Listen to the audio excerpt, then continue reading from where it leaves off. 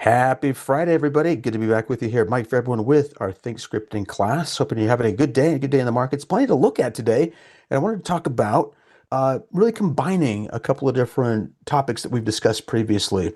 I want to actually also address, today is going to be all about volume, but I wanted to combine volume with other indicators because volume is kind of versatile. It can give us insights to prices going higher, maybe offer some confirmation as well as prices going lower.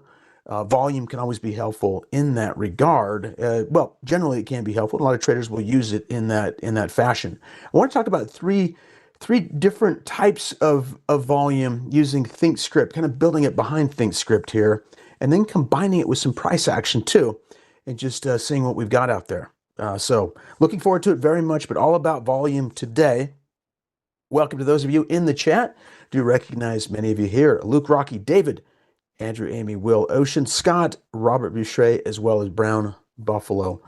Good to have you all on board, folks. And by the way, anybody that is new to this class, we do Think Scripting, and so we do look at ThinkScript code, and we create unique indicators oftentimes for charts, for columns, as well as scans, if you're not familiar with that. And we do take topic requests as well. Welcome to you, Vincent, just joining us. I'm joining the chat. Good friend of mine, JB, and JB had a great concept that I picked up on here, which is, taking different components and really kind of piecing them together and seeing, how they can work in unison or aligning them together. So we're going to build and do that today. Good to be with you all. Let's start off with some disclosures to get the show on the road here. And by the way, quick note just on the chat box. Yeah, just any questions, comments you have, definitely throw those in so we can address those for you. Information here is for general information purposes only. Schwab does not recommend the use of technical analysis as a sole means of investment research. Paper money software application is for educational purposes. Excuse me.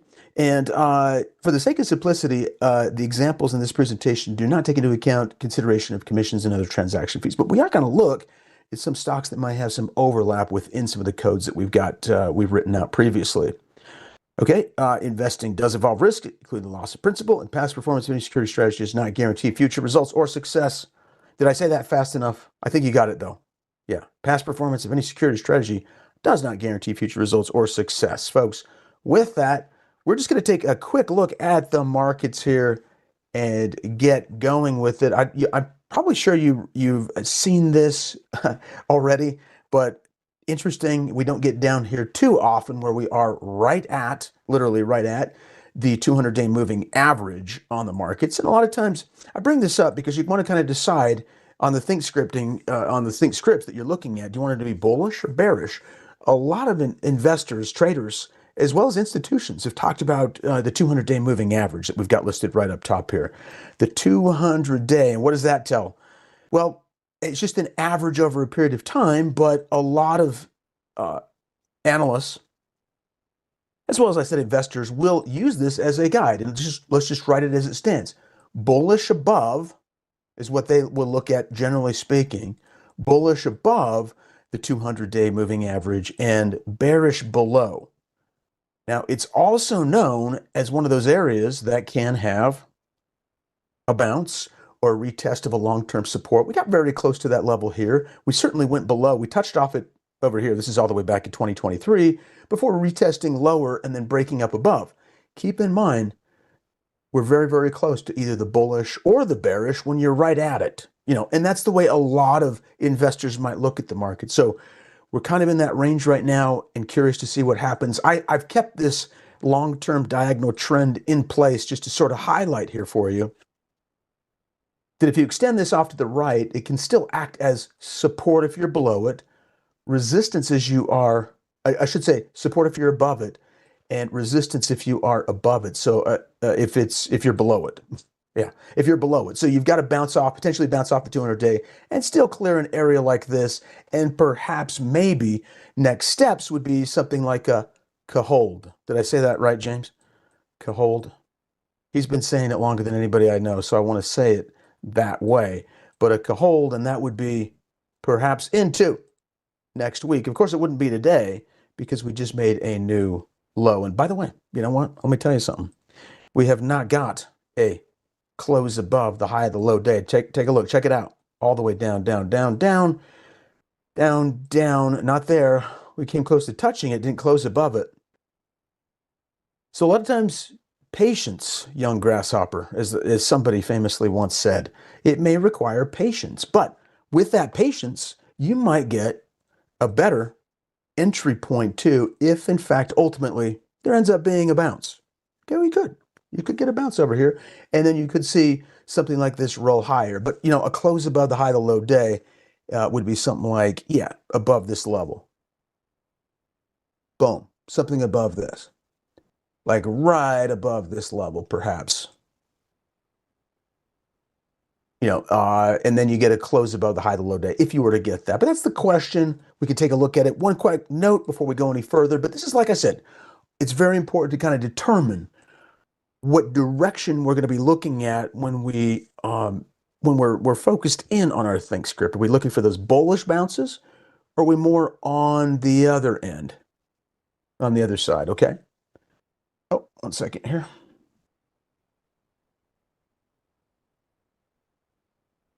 Okay, awesome. Thank you. It looks like I just got a note here, my manager, that Ben has joined us. Oh, excellent. It was JB before, but now it's BW, Ben Watson. Great to have Ben on board. Thank you, Ben, for joining us today and helping out. We've got Ben right now in the chat. JB was here, but I'd like to welcome you all from the Scottsdale Workshop coming in live to us here. 600 great traders are watching. Fantastic to have you all on board. We were just looking at some of the activity off of the S&P 500 as well as the NASDAQ 100 here, just kind of giving us a sense of what direction we might be looking at in terms of our think script. And because a lot of times there's a big determination. Are we going to bounce off the 200 day to the upside or go lower? That's the question mark. And we're right there right now. So a lot of times we're devising our think scripts around that. And think scripts, for those of you just joining us from the Scottsdale group, if you haven't looked at it, we're just looking at scripting different columns, different indicators. Let me just show you one real quick that we have in store that I was going to show today. I'll use Apple. I just want to jump into this so these folks that might not be with us this whole time can kind of see this. And so what we're going to be looking at here is a volume underscore spike right here. There's our volume spike. And with that, what this does, I'll take these out and I will show it to you. Let's get that positioned. So this is the volume spike down below. And what it does is anytime you are trading above a moving average down here, 50-period moving average on volume, if you're spiking above, there's a secondary line right above it. If you get above that 50% level, that just represents 50% of that average volume, then you will get a spike. And we've got green spikes over here representing the volume with a little arrow on top. And then you've got red spikes down below. This could be very, very helpful for stocks that might be bouncing higher. There was one, I'm just going to show it to you right now, that did come up in our list. There are a few actually, but Fastenal came up because we did turn this into a column.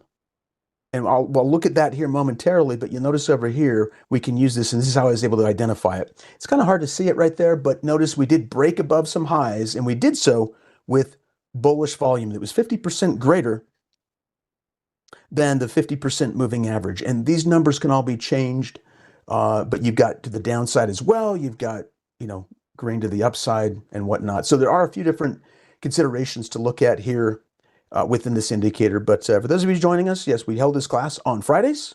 And by the way, this think script I will have posted down in the description below if you do want to pull it up afterwards.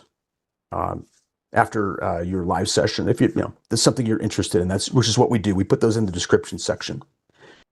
So that is what I wanted to bring up right now, and kind of highlight that for you guys while you're in here.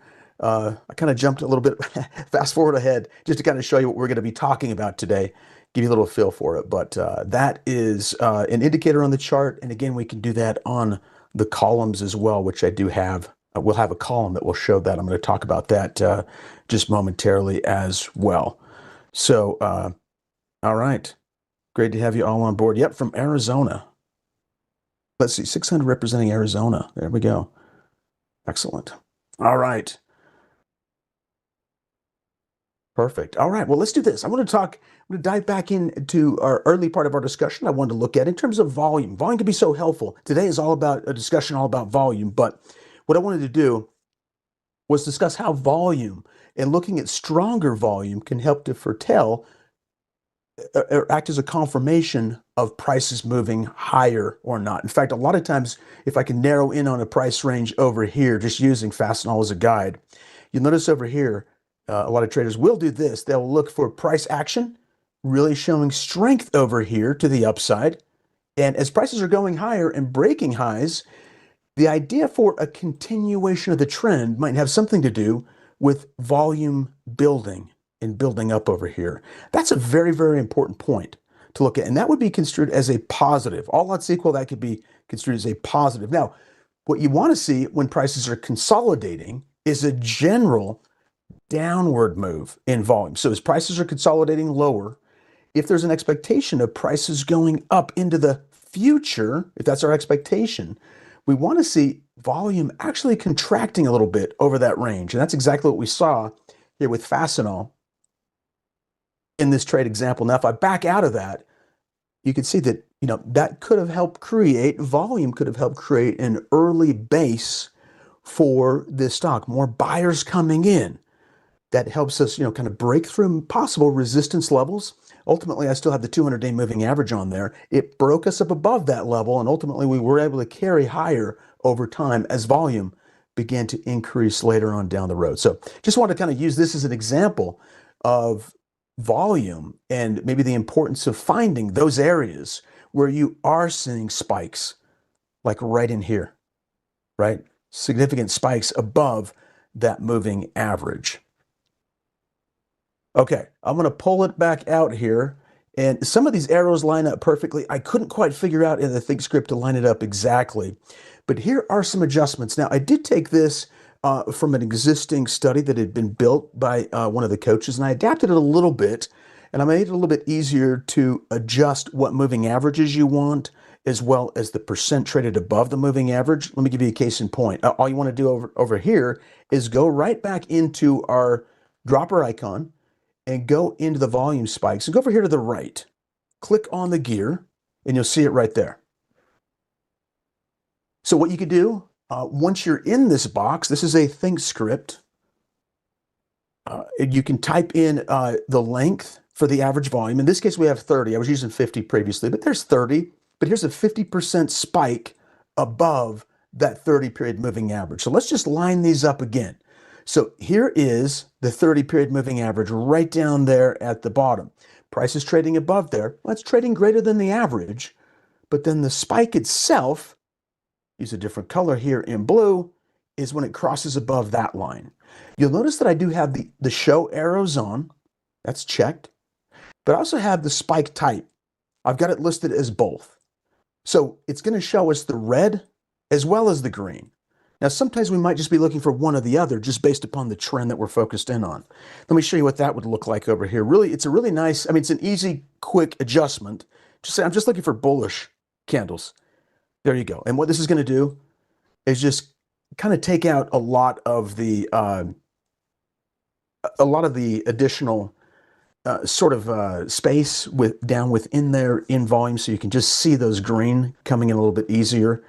But that is what this is going to look like on a daily chart. Okay? Can't see the left indicator details. Okay, let's just do this. I backed it out a little bit here. Can't see the bottom left indicator details. Okay, not sure about that. All right. Let's see. We've got, I'll pull this back up though, and this is that volume spike script. Let me go ahead and share that right now. Ken had originally built that out. I adjusted, just made a couple of adjustments to it, built up the input so you can have that in there. But let's go ahead and just share that right now. I'll put this in the chat. And by the way, everything, all the ThinkScripts that we do cover are not guaranteed for timeliness or accuracy. So, but as long as the data that's coming to the platform is correct, then they should show up fairly well. Everything should line up. So just as a side note there. Okay, so there you have it. And there you go.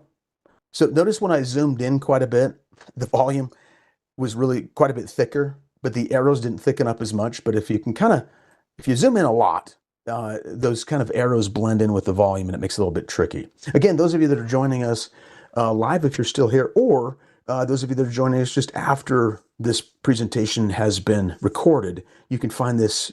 Well, I'll have this listed down below in the description section. Okay, so we talked about some of the key elements. Notice we're tying a few things together in. I tried to bring this up previously. Follow along with me here for just a second. So over here with Fastenal, just kind of, I realize I'm cherry picking some of these areas here, but that was a pretty big move. They got above a resistance level.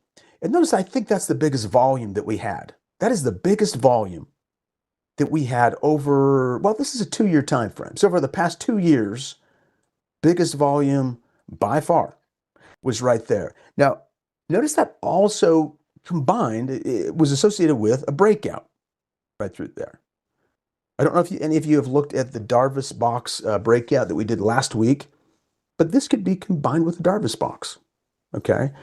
We built that out. We have a script for that as well to see it, but also volume on those breakouts could be of interest, particularly if they're quite strong.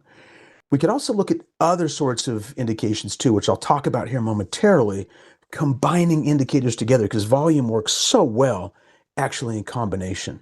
It does a very, very good job. So let's back out for just a second. I'm going to highlight a couple of areas. But if you come over here, when you're breaking those highs, not too surprising. I mean, you saw some volume on a breakout like that. But that, all else being equal, is a positive. And so these can be helpful around breakouts to see if you are going to get that breakout going higher. Now, again, I'm just looking at the bullish side because ultimately this was an upward trend and I wanted to tie that in. Okay. All right. Shared item script not working. Really? I wonder why. This is the same one I'm looking at right now. That's really strange. Let me try it again. This might be a different code. This will be a different code number, but let me do that again one more time, James, and see if that does pop up. Remember, this is just for charts. I'm sure you already know that, James, but just as a heads up. Okay, if it's working on my end, it should be working on your guys' end for sure. All right, so let's do this. Let's back out and let's take it a step further. Of course, you could look at any stock that you might be focused in on and kind of go from there. Okay. Yeah, absolutely. I just want to make sure we're good there. Yeah. Oh, Isaiah's is working. Okay. Well, there we go. I'm not sure what the deal would be there, but we will journey on forward. Now, the next thing we could do is we could put it over here into a column so that we can be notified. The way I've done this, let me take out, let's see, I've got so much stuff in here. Here's the bullish. I want to make sure I can load everything up. So let's just kill this one, and then we will load up the volume here in just a second. So we can keep some of these on here. And let's take out the squeeze bars as well. All right, so let's do this. So next up, what I want to do, we'll throw it in here and take a look at it. Volume spike. Just going to type in volume. And there it is. We'll pull it up at the top. And what's different anytime we set these up and how this could work. This is on the S&P 100. Let's go to the 500. Let's bump this up a little bit more. Get a few more stocks to kind of take a look at. Yeah, about 5 times as many stocks. There we go, the 500. It's going to take just a second to load up. This is how I've lined this up right now. And the way I've kind of designed this is that the volume spike is going to occur within at least the last 3 days.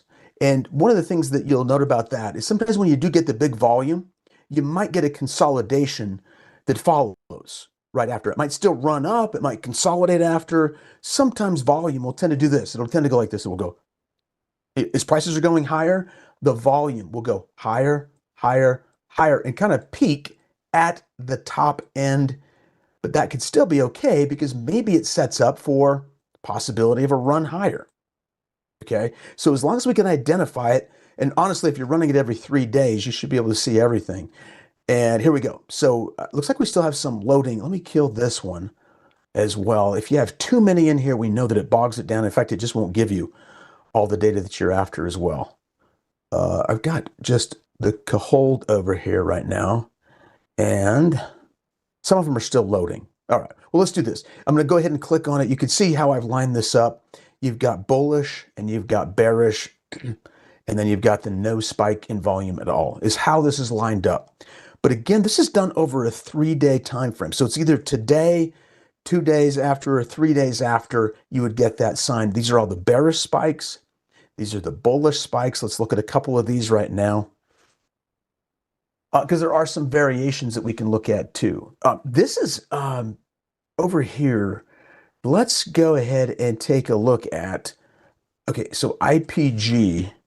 No, that was not in there. It's not loaded yet. I think I'm still getting some of these that are loading in. IPG is actually one of them that will ultimately load. I took a look at it before we were going on, and that is IPG right there. Let's go into a 6-month chart, see it a little bit better. But we got above that level, and it occurred right over here, as you can see. We got 1, 2, 3 bullish to the upside. There's 1, 2, there's 3 over here along these lows. And what was interesting about this, now, are we above the 200-day moving average, folks? We are not. Okay, we're below it. And that could be a good distinguishing characteristic if we are, again, bulls up top, above it, bulls or bears down below, right? The bears. We are below it. This could be something we could easily add to say, okay, let's make sure we're above the 200-day moving average. Just as a thought, right? We can tie in trends to this too, so that maybe the trend's already turned higher. What is interesting though is it bounced off support. It might be clearing short-term highs, and you're getting this volume, this type of volume, which is characteristic of breakouts that could begin to possibly flag and possibly go higher. So it's an early one. There's not much added to it. I've kept the code actually quite basic at this point in time. Fastenal was in here and some others. Oh gosh, it's going to take some time to load up. Let me just see if I can let's look at a few. I'll write them down. So you got, I want to look at some of these. Ross Stores is in here. Oh, look at Pol's in here. Pol, Ross Stores. Let's look at Pol and then Ross Stores. Pool. Very similar. Do you see it? It's breaking out. It is. In fact, it's actually breaking above this range right now. What does the 1 year look like on this one? Okay, so we've been in quite a long consolidation, and notice this is another sort of confirmation of, well, it can help to confirm a breakout, which is how traders would use it. But isn't it interesting that if you say breakout, yes, breakout above a high range, okay, we'll call it a breakout. It's breaking higher. But then if we add in volume to that, could that enhance the possibility of prices trending higher? Why are people buying in? Why is volume spiking? Could we check the news, see what's going on? What is it that the market might be responding to that could be of interest for us to tie into as well? Okay. What could we be looking at there? That's what I'm getting at, basically. So there's your breakout. You're getting a higher high and a higher low, but notice this is volume. So there are ways for us to combine breakouts to get a better sense of what we might be looking at here. Now, we've talked about some of these previously that we've looked at in the Market Watch tab, and I want to do exactly that today. So instead of just focusing in on maybe just think scripts, let's go through the process, the mental process of combining and aligning what a breakout would be, or at least another sort of an indication that could align well with volume. You know what? I'm going to take this volume out for now. We don't need that subgraph. There we go. Okay. So what else did we have? We did talk about previously a MACD crossover. And that was on the 2-line MACD, as you recall. And there is that MACD. It's just the standard MACD crossover. So in other words, the 9-period moving average crossing above the convergence and divergence of the 12 and the 26. Let's get the value line. Yeah, the value is the key line, the main line that we're looking at. And then here's our average. And we can turn that into a color and maybe get a little bit more size to it. I'm not worried about the zero line. We're going to keep the defaults the same, and we're going to add this guy in right below. Okay, what was the MACD crossover, and does that possibly indicate too a higher potential breakout scenario? All right, so there you go. There you have it. And by the way, there are some clear ones over here too, right off the bottom. So right there, big move, right? Big solid move on pull. And I don't think this is a really, I mean, I'd like to actually run this on the NASDAQ 100. We'll do that on some of the growth stocks here in just a second. But just to kind of highlight, look where that crossover occurred, kind of towards the bottom. You just got an average that shot above there. The volume average was just slightly higher right there. Did that help to facilitate like a swing trade type rally to the upside? Question mark. Well, we're trying to add in some different indications here. What does that volume tell us? It's 50% greater, right? So it's 150% of average volume. And we've defined that average volume as the 30-day moving average, but on volume, okay, as opposed to the 150% above that. We are getting buying activity. That seems to be an additional indication, that a trader might look at. Sure, you're getting a crossover, but are buyers associated with that or not? That's really kind of a key question. And we can look at that right there. So there is sort of a breakout there. We're getting another one here. Now, you remember we did do a MACD. Now, how might we spot these? So I think the crossover happened over here. We're not actually getting one right now, but the MACD itself crossover, we used over here too. Let's use the NASDAQ 100. It'll load up a little bit quicker. We'll get to take a look at some of these growth stocks as well. So here's the NASDAQ 100. And what I'll do with fewer stocks too, this should be easier to load up. But hang on, how many spikes are we getting? Oh, there they are. Okay, so not a ton. We might have to go back to the 500 here, but I wanted to just pull this up. Let's just do this. Let's customize. Let's go in here. And what we're going to do is we're going to pull up the MACD crossover, which we built in one of our classes here. So this is part of combining and aligning different indicators. And let's see if we have any crossovers that come in to this group. By the way, both of these, see how we're using this kind of in tandem? And we're saying, okay, we're looking for a check here in terms of bullish, and then a check over here. Let me just pull this up a little bit more. So we're just looking at bullish, not that red. So there's our bullish. In other words, the volume spikes occurred, bullish spikes over the last 3 days. And so too, the MACD is a 3-day rule as well. In other words, that crossover we had was within the last 3 days that we were just looking at. Crossover here happened within the last 3 days. So we're getting those combining a little bit loosely over 3 days, but still we want to be able to find what's there. CSGP, CoStar right there. Let's pull it up. So potential crossover, but with the volume confirm of a spike. Okay. So here we go. And by the way, this has built up a lot of volume through here. I'm just looking at this first of all. There are several spikes in here. As you can see, a lot of volume. We're just getting above the MACD, it looks like today. And within the last 3 days, we had another volume indication. So what does that do? Well, I would say this. Looking at a chart like this, I mean, one of the things I'm seeing, I'll draw it off the top here too, but I can't really fit resistance in there, but I will put it up top. There is resistance at that level. Now, if you can use this volume, which is really a standout, and this would be tricky to find. We'd have to go through all 100 NASDAQ stocks and really look for like that kind of a bulk level of volume here, right? Plus an interesting MACD. It's almost flagging over the MACD. Could this be interesting for a breakout here? Well, I'll tell you what I'm going to do. I'm going to come over here. I'm going to right click.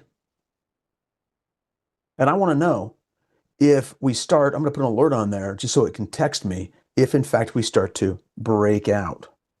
There you go. Is it breaking out? Let me know if it gets at or above that level, because why? Man, we've got a basis behind here. There could be something interesting. In the meantime, I could take a look and see what's happening with the company. By the way, over here, it had some pretty good earnings, it appears, or at least a follow-through earnings. A lot of times when you get the next day, it might be a guidance issue. They might have guided higher. Will this be enough to push CoStar higher? Looks kind of like a rounded bottom on a weekly chart. Like come down here, here, here, and here. Yeah, sort of. But if you break above here, maybe there's a spike up here. That's the question. Notice what we did. So this had to have two conditions associated with it, the MACD crossover as well as that volume spike. I put the alert in there because this could easily be a paper trade, to take a look at in one of my classes as well, based upon what I'm seeing. But a lot of good solid volume. We'll see why are they buying? What is the reason for that volume as that MACD is lining up right around resistance? Oh, okay. So just trying to piece a few things together. Okay, there were some other ones too. There was one more, I should say, that we had in there, MSTR. Now, we're just using MACD crossover. Some of you might be, kind of partial to the MACD crossover. We also have like the 9 and 21 moving averages as opposed to using the MACD. Remember, the MACD is kind of a signal amplifier when you're looking at convergences and divergences of the 12 and 26. So you've got that to kind of consider, depending upon maybe what other indicators you want to look at. You could also have volume or a moving average over here too, if you wanted to see that. All right, so let's do this. Let's take a look at MSTR, MicroStrategy, and see what we're getting there. Okay, so clearly volume hitting above the 50% level, which I did not see anywhere through here. Just going to kind of draw this in. Open space, open space, open space. Filled up right there. It's filled up. We got above resistance here. This is just looking at it, that's a volatile stock, but look at it big scale. Did we see volume spike over here? Did volume kind of wane a little bit? Did volume go down over this time frame? Yeah, as prices went lower, it went down. Positive, positive on a big scale, short-term scale. Volume starting to spike up. That too could also be positive. We're seeing that right down here with your MACD crossover. So you see, combining can really give us a lot to potentially look at, right? As possible indications, but they're both based on scripting. But yet they do align quite well in terms of what we're looking for, right? Volume, like I said, can be very versatile. You can add it to a lot of different conditions. Upside, you want more volume. Downside, you want less. It just so happens that the spike can do a pretty good job of helping us out in that regard, up or down. Okay. By the way, the biggest spike of all was to the downside right there. So some big selling when we hit about 550. Massive selling. All right, let's do this. Yeah, that is just for the one I shared, Isaiah. Let me share this one now. So this one I'm going to send out right now. This one will be for the column. So here it is. I'll put this out I'll share that, put it into the chat so you guys can use that. I think that one's useful. It's good to see it on the chart too, so you can kind of see what volume looks like. It's a good reference point, especially if you want to have it on your own chart. But this is the one that actually goes out and finds it for us. How many are we going to get on the 500 here? I'm just curious what lines up. Let's look at one of those two while we've got it. Time's kind of going fast. But here is the 500 while it loads up, and you'll just start to see more of them come in. Just a bigger basket of maybe still companies that are pretty heavily traded we can kind of take a look at here. So let's do that right now. There we go. Right there. So look how many more. There are a lot more in here. Yeah, there's that IPG I was showing you guys about earlier. That was when I looked at on the 500. I just happened to look at it. And others in here. There is one final one I wanted to look at, which is interesting. I did hear that there's a lot being written about what copper might do this year. This is a company that is heavily involved in copper. It actually had a fairly big spike over here, but still it's been a bit flat, still going lower. We're getting some divergence off the two-line MACD clearly over here. Look at that. Prices lower, lower, lower, MACD higher, higher, higher here. Divergence on the MACD, crossover on the MACD. And one of the biggest volume spikes, the biggest volume spike on the year, at least on the upside, is right now. Will this form a base near this support level? Question mark. There's been a lot of talk about copper. We don't know what will happen with the price of copper. But anyways, I just threw that out there for you guys to take a look at. All right. Okay, let's see. Oh yeah, MACD, sure thing. Let's do it. Let's right click. Let's get that in there as well.